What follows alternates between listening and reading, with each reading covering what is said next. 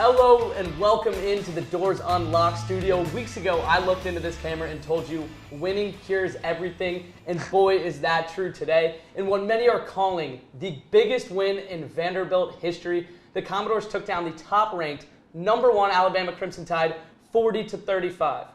The Vanderbilt student section and what felt like half of Nashville carried the goalpost 2.5 miles down Broadway, dumped it in the Cumberland River to celebrate the moment that may have unlocked a new era in Vanderbilt football. Pavia for Heisman chants were echoed around campus, goalposts torn down, expectations reevaluated, bowl game aspirations reintroduced, legacies cemented, and legends born. To break down a win for the ages, Jonah and I had the chance to sit down with Vanderbilt legend and friend of the show, Skip Bayless. We are now joined by a very special guest here on Doors Unlocked, a former sports editor himself, Vanderbilt legend, the godfather of debate, Skip Bayless. Skip, thanks for joining us. Well, for once, there's nothing to debate about what happened to Alabama on Saturday because they got their asses kicked, period, end of story. How about that?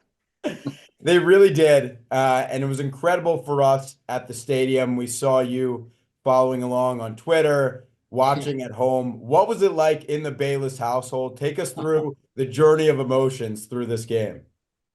So, as always, my wife, Ernestine, will not watch any football game of any magnitude or basketball game or any sporting event of any magnitude with me because I'm just too psycho crazy, especially when it comes to Vanderbilt. And especially when it's a game of some magnitude. So she was not here, but my daughter, Hazel, our little Maltese, who's right here. Hazel, come here. Special guest, Hazel Bayless. She just wants to get a quick shot here. This is Hazel. So because she experienced, hi, thank you. We're talking about something really special here. Thank you, appreciate that. Okay, so that's Hazel. So she was at my feet the whole game. And I screamed bloody murder only one time the whole game, which is unusual for me. And it's when our dearly beloved kicker missed the extra point on 14-0 because it's a pick six and I'm out of my mind and I'm thinking, okay, now we got a real shot here. But you have to put the exclamation point on it. Literally, you have to kick the point because if you don't, you're going to take the air out of the stadium. And he hooks it left, and I was just like, "What the?" And Hazel, I only use this language occasionally around Hazel because she's okay with it. But I lost my mind for about 10 seconds, and then I said, "Okay, it's still 13-0," and I loved it that Alabama won the opening coin toss and said, "No, we'll just defer. We'll take the ball in the second half," and of course. Diego Pavia goes boom, boom, boom, boom, boom, right down the field, 75 yards and 7-0. So I'm thinking, well, at 13-0, he's probably going to continue to do just that. And he did. And then the only other moment that Hazel will remember is late third quarter, as you guys well know. It's 4th and short at the 36. And Pavia is going to flip it into the flat for the first down. And at the last split second, I mean, it was split second because he's about to go down, he turns and fires and barely gets the pass off to Junior Sherrill, who's wide open right down the gut. And he fingertips it after he had failed to catch another ball along the boundary along the left side just before that. But he made a sensational catch on a daredevil of a throw, but it's why we have a chance. It's why I tweeted during the Virginia Tech game or near the end of it when it looked like we were going to pull off the upset. We are going to have a chance in every single game this year because of that transfer quarterback. Obviously, this is his 5th year of starting college football games. He's 23 years of age. He brought half of his coaching staff with him from New Mexico, 5 coaches, including the coordinator. So he's in his comfort zone, and he just knows how to play. And he is afraid of, as you guys know, nobody in no situation. In fact, I like him more on 3rd and 9 than I like him on 3rd and 2, because on 3rd and 9, he is just like delusionally fearless. Like he just thinks he's going to convert every 3rd and 9. I'm like, we got this. I'm good. Just let him go. Let him do whatever he's going to do. It might be with his legs. He might have to run over somebody, or maybe he'll just sort of flip some sidearm pass to somebody who I'm not expecting to say, oh, wait, he's wide open and he's going to run for 15 more yards and we're back in business. So, you know, obviously this was almost all about the tone that was set by Diego Pavia. And if there's no transfer portal, I don't think this is going to happen, but there is a portal and we finally got our guy. They always got their guys from all over the country. So we had to go to Albuquerque to get our guy, and we did. And he's absolutely the guy. I mean, some might see it as naive. It's absolutely fearless. He's just a known gamer. And that's the word they were using coming out of camp, is that he's just an absolute gamer. And he's just showed it every single week. Now, Skip, I was looking at some of the Heisman polls this week, and I saw him at 9th in a couple of Heisman polls, 9th place. Do you think it's possible Diego Pavia is your 2024 Heisman winner? I don't. I wish I did, but the reason I don't is because of Georgia State, which I watched the whole game, and I can't defend it. We didn't play poorly in it, especially on offense, but their quarterback was sensational in their final drive and made a couple throws that just took my breath away. But we lost to Georgia State, who then proceeded the next week to lose to Georgia Southern. And so I'm afraid that would stain his resume enough that he wouldn't be able to win the Heisman. But the corollary to that, the companion premise to that would be, is there any way that we could sneak into the college football playoffs? We would have to win out, and we would have to start winning convincingly out. And where I just looked, we're 12.5-point dog at Kentucky, and Kentucky is very good. I've watched them 2 or 3 times this year. They're very good.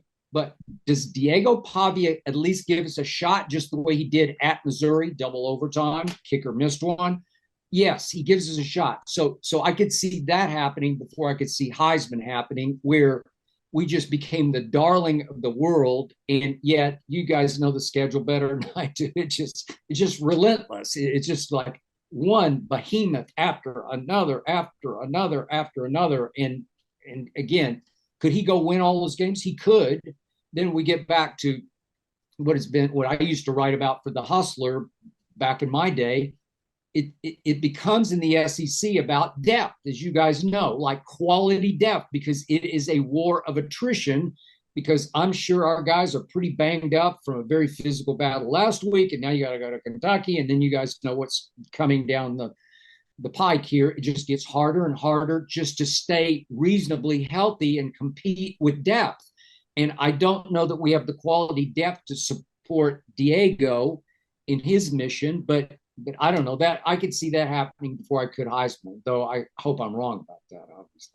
Well, if they beat Kentucky and they beat Ball State, then that would set up a date with a potential #1 Texas right back at First Bank. That would be an incredible game. But back to Alabama. I must throw this in. Yeah. Unless I grew up an Oklahoma Sooners fan in Oklahoma City, unless I have the most bizarre opportunity this weekend, this Saturday.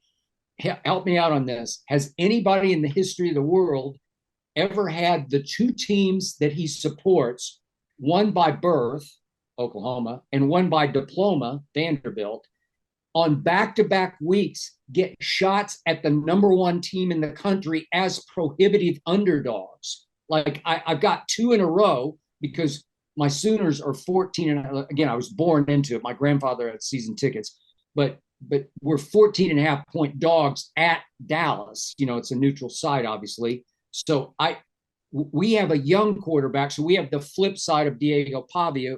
We have a kid named Michael Hawkins Jr., who Alabama recruited heavily. And he started his first game as we upset Auburn last Saturday. So again, I give us a chance, even as a 14.5-point dog, of upsetting Texas the way we did last year. But so go ahead. He's also a gamer. He's got some Pavia in him. I've watched all of his games. When he's running around the goal line, I mean, he's going to do what it takes. He is crazy at the goal line, going whirly bird helicopter. He will give up his body to get it in the end zone. He also has an Olympic kind of burst. When he leaves the pocket, he can flat fly. So again, it'll be an interesting game. Now, Quinn Ewers hasn't played for about a month. he's coming back with Arch looking over his shoulders, so he may be a little shaky, but they could be shaky. And again, yeah, the game's at Vandy, right? They're coming to Vanderbilt. Correct. Okay. They're coming to Vanderbilt. All right. Well, good. Maybe we got another shot. And on that topic, we know, as we talked about on the podcast, that Nick Saban said this was the easiest place to play in the SEC. And perhaps he was right coming into that. Maybe not as easy to argue that now. Do you have a response to Saban?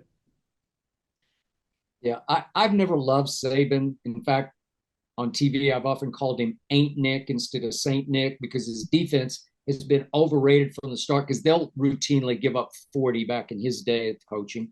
But look, he just stated the nonchalant truth, which really irritated me at my core. What he said is not wrong, obviously, but it was just so condescending and just so look down your nose at tiny little academic Vanderbilt. And yeah, they did have more fans than we had. We sent them all into the night to their funeral in Nashville on Saturday night. But my only regret about this game was the cherry on top for me would have been if Saban were still coaching and he had said that just nonchalantly, matter-of-factly last week, and then we made him eat it.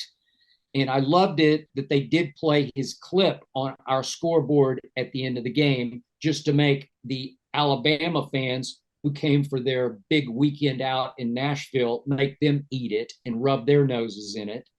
And I have to believe that some of those fans were wandering like zombies down West End when all of a sudden the goalpost passed them as they were probably walking to their cars or maybe to restaurants as they walked toward downtown Nashville. So I love that we took 134 years of frustration and carried it all the way down West End to the Cumberland and threw it all in the river. I love that. I think we needed that. And I can confirm there were some salty Alabama fans on West End and on Broadway. Okay, good. I mean, you just can't understate the magnitude of a game. Will you put in perspective what a game like this, beating #1 Alabama, such a program-defining win, what can that do for the program going forward and for the university as a whole? Yeah, it's a great question. It just shows you that the sky is not the limit. Like we can do this. And we've obviously done it in baseball and we've done it in golf and we've done it in women's bowling and we've done all that. We get it. But this is hard. This conference is by far the best. And I made a video on Monday for the athletic department and the fundraising people to use to solicit more NIL donations so that we can compete with the Georgias and the Alabamas for the kind of players that we need to compete with them on the football field. Not so much the other sports, but just on the football field. And look, obviously our admissions standards, our admissions requirements, academic admissions requirements for athletes are higher and stricter and tougher than the other SEC schools. And I put quotes around schools because I don't even know if they're schools or not. I was thinking today for something I was going to do on my podcast, how many Alabama students could have gotten into Vanderbilt? And I don't know the answer to this, but like 2 or 3 or I don't know. Seriously. So, but that's what we're up against. These semi-pro teams, they're actually now pro teams that represent these institutions masquerading as schools, like, okay, so that's what we're up against. We have to compete with that every Saturday all the way home in the Southeastern Conference. And we know that because we've known that for years and years. And we love being in the SEC because I think there's no way we get Diego Pavia if we're not in the SEC because he wanted to go up against the best. And nobody really wanted him out of New Mexico State that much, except for a Vanderbilt in the SEC. It's like, oh, yeah, I can do that because I went to Auburn and I upset Auburn when I was at New Mexico State. And I went to Liberty and upset Liberty when they were flying high. So he knew how to do that. He was going to get all these chances to do it at Vanderbilt. So we need to go find, because this is his final year of eligibility, we need to go get our next Diego Pavia. And and it's hard because the pool is smaller, because the smart kids who can also play football, they have to choose between, as you guys well know, Stanford and Northwestern and Duke and Vanderbilt. Okay, so can we get the best of that pool? Well, we need to, because we're in the tougher conference. I know Northwestern's the Big Ten, but I'll still take the SEC over the Big Ten in quality of depth and heck, like pro pipelines. It's just we can do it. We have people with deep enough pockets. What this is going to spark and spur is that a lot of people who are kind of just sitting on the sidelines, distantly watching this with deep pockets, might join in and say, you know what, I got such a great kick out of that. I want to see more of that. And I think we have the right head coach. And I know we have the right boosters behind this. And we just need to believe that, thanks to Diego Pavia, he showed us what can happen. And it's been so long since we had those feelings. You guys, I guess, have never had those feelings. I've rarely had those feelings. In fact, I've never had that feeling before on anything I've ever watched. So that's what can happen, and it could happen again and again and again. So that's what happened. I think it opened people's eyes to what the possibilities are and what that feels like. The eyes are officially open here They at are. Vanderbilt, Skip. I know you're feeling it. We're certainly feeling it on campus. Got to keep things rolling next week against Kentucky. Thank you so much for taking time out of your Way to day go. to talk to us. All right. Keep me Skip posted. Bayless, Okay. Vanderbilt legend, sports editor, godfather of debate, everything. Skip Bayless show every Anchor week. down.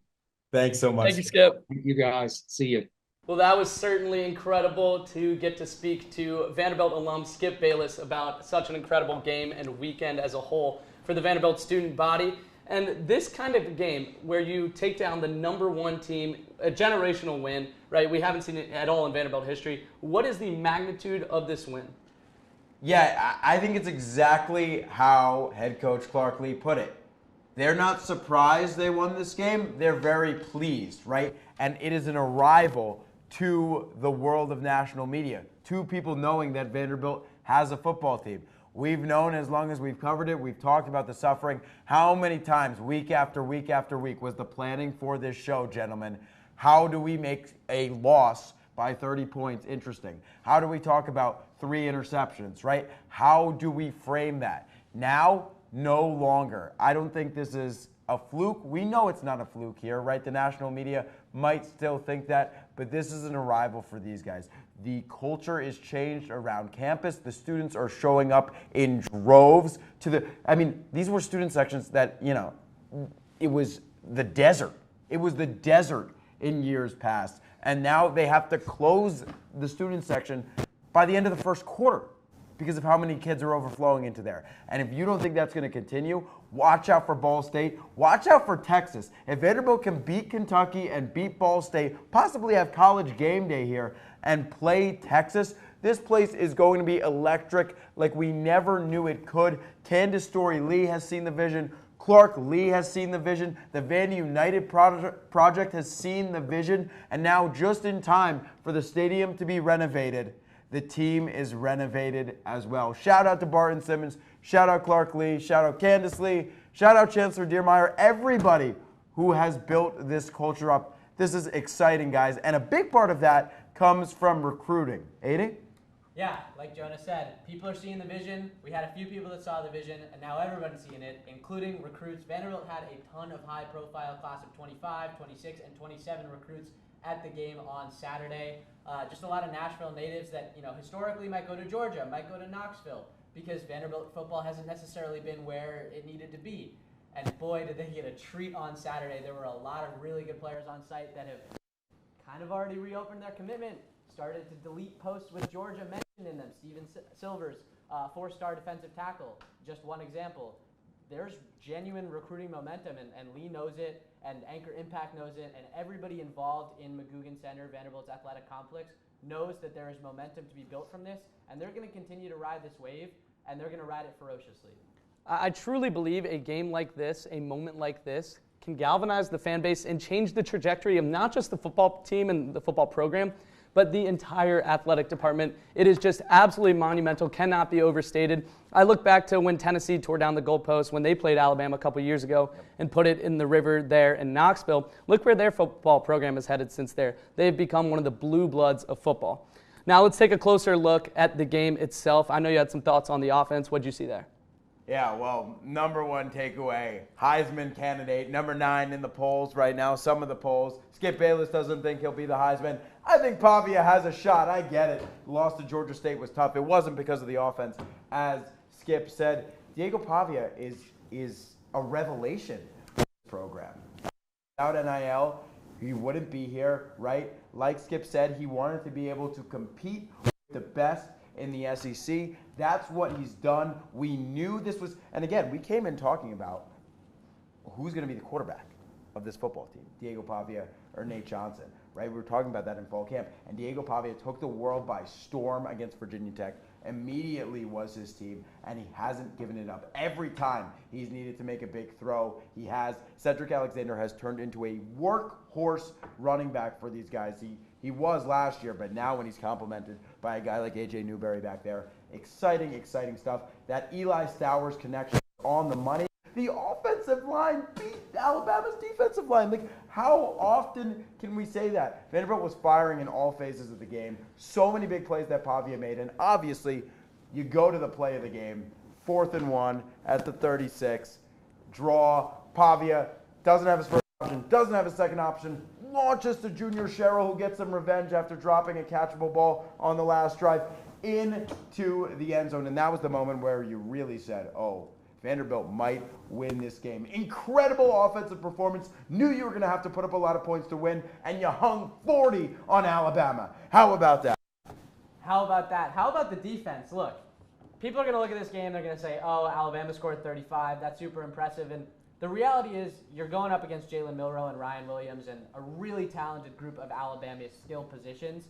35 points, in my mind, is a win. Clarkley said that the goal was to limit possessions, to do their best to limit offensive plays, but more than anything else, keep Jalen Milroe penned in the pocket, make him beat you with his arm, and that's exactly what they did.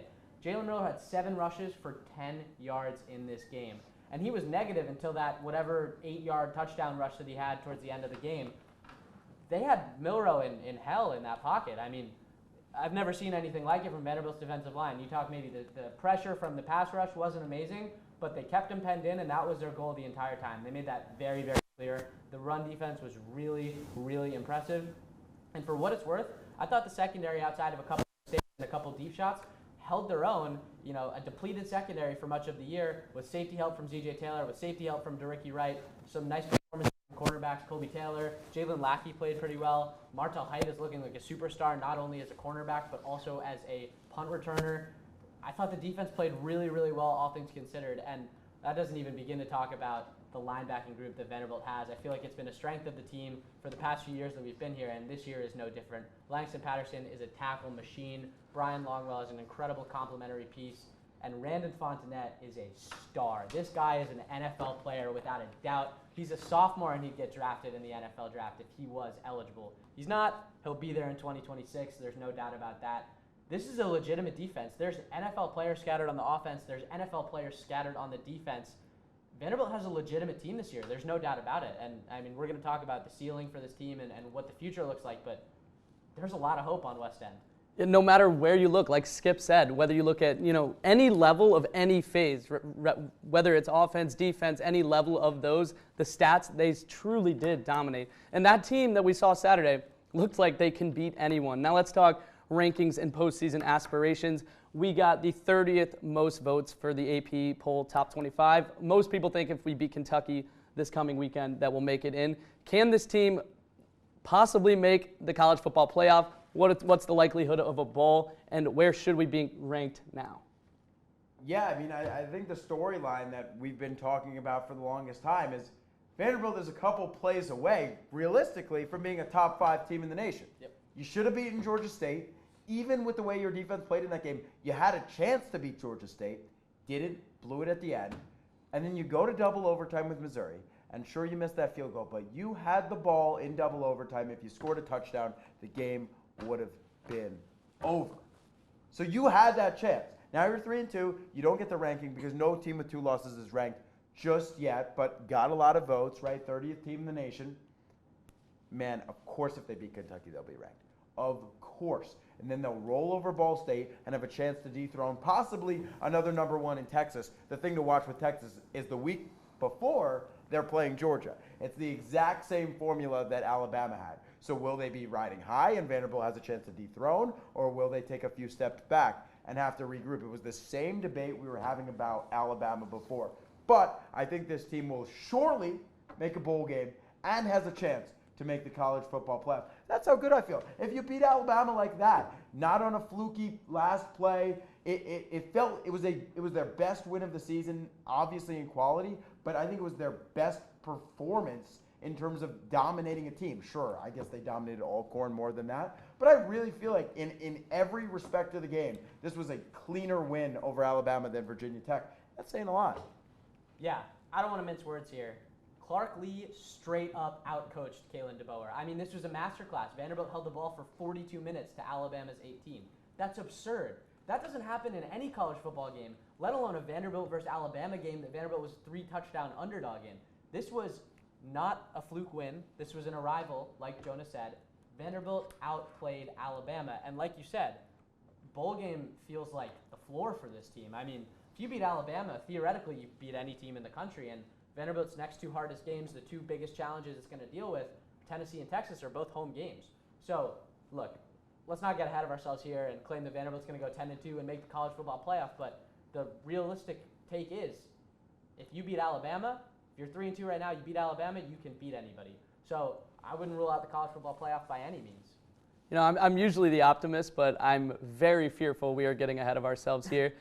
Incredible win, right? But, I mean, if you look down the stretch, it is just SEC football, and so many top teams coming in. You mentioned Texas and Tennessee. They're going to be tough. This week, we head to Kroger Field in Lexington, Kentucky to take on the Wildcats. It's a pretty good team. I'm going to put you guys on the spot. Give me some score predictions. Can Vanderbilt come away with another win and move into the Ball State game, which should be a pretty easy win? Can they move into that game with a win in Kentucky and then the Ball State game and then have Texas coming off? That's 5-2. Not only can they will. If anybody out there is looking to make money, if they like money, the line is minus 12.5 right now. 13.5. The line's actually moving in Kentucky's direction because, again, a lot of people nationally are looking at this as, wow, Vanderbilt had a big upset, but now let's go. And Kentucky is no slouch by any means. I'm not writing off Kentucky, but 13.5 is a disrespectful line. Vanderbilt will compete in this game all day. I know it'll be tough on the road. They haven't won on the road yet, but they've kind of won on the road twice with Virginia Tech and Alabama fans mobbing the stadium. My final prediction, Vandy 31, Kentucky 21. Final. I'm not going to lie to you guys. Jonah just stole the words out of my mouth. That was my exact prediction. Yeah, I think that it's important to not take Kentucky unseriously. This is still a team that beat Ole Miss on the road in a really, really impressive win.